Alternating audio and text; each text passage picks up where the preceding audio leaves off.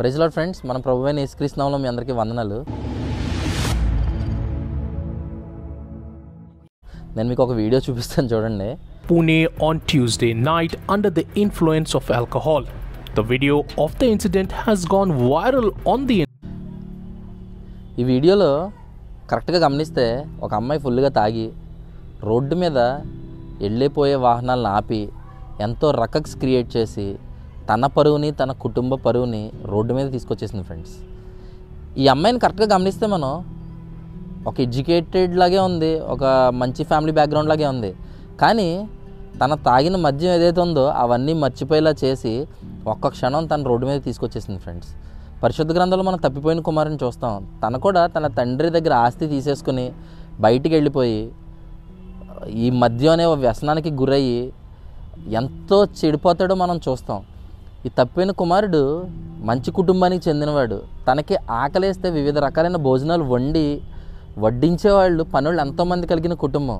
అయితే ఈ వ్యసనం అనేది అతని తండ్రి నుంచి తనను వేరు చేసి ఆస్తిని తీసుకొచ్చి నాశనం చేసి చివరికి పందులతో కూర్చుని భోంచేసే స్థితికి తీసుకొచ్చేసింది ఫ్రెండ్స్.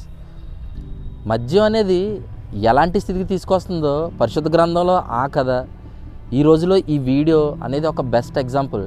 చాలామంది చాలా చెప్తారు ఫ్రెండ్స్, మందు ఆరోగ్యం ఇస్తుంది, మందు తాగితే లావ్ అవుతారు, యూత్ ఇలాంటి వాటికి బాగా అట్రాక్ట్ అవుతారు. మనం చూస్తూనే ఉంటాం కదా, ఎవడన్నా సన్నగా ఉన్నాడంటే వాడు పక్కన ఫ్రెండ్ ఇస్తాడు, అరే తాగరా కొంచెం లావ్ అవుతావు అని.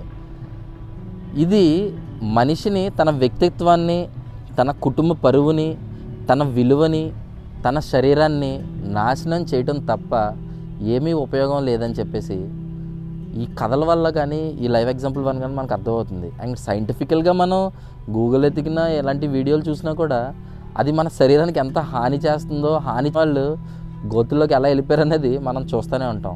కాబట్టి ఇలాంటి వలయంలో మనం పడకుండా, ఇలాంటి స్నేహితులు చాలామంది స్నేహితులు మనల్ని ఇలాంటి దాంట్లోకి డ్రాగ్ చేస్తూ ఉంటారు. అలాంటి వలయాల్లో మనం పడకుండా మనకి పరిశుద్ధాత్ముడు బలాన్ని ఇవ్వాలని, ఇంకా మనల్ని స్ట్రాంగ్గా చేసి ఇలాంటి విషయాల్లో మనం పడకుండా ఉండే విధంగా మనల్ని దేవుని వాక్యంతో మన జీవితాన్ని సరిచేసుకుందాం, ఎక్కువగా ప్రార్థిద్దాం. సైనింగ్ ఆఫ్, మీ అరుణ్ కుమార్.